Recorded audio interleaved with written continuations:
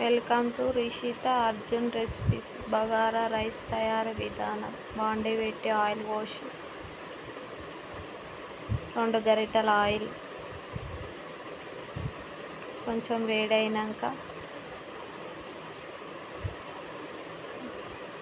2 లవంగాలు, 2 ఇలాచీలు, నల్ల మిరియాలు 2, జీలకర్ర, దాల్చిన చెక్క వేసి ఫ్రై చేయాలి.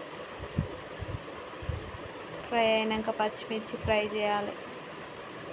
3 పచ్చిమిర్చి, కొత్తిమీర, పుదీనా వేసి ఫ్రై చేయాలి. కరివేపాకు ఫ్రై అయినాక అల్లం వెల్లుల్లి పేస్ట్ వేసి ఫ్రై చేయాలి.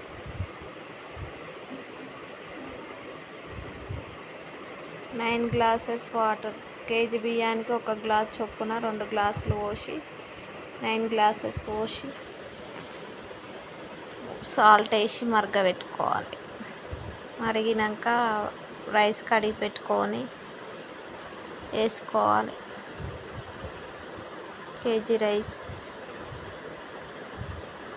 కలబెట్టుకొని ధనియాల పొడి వేయాలి.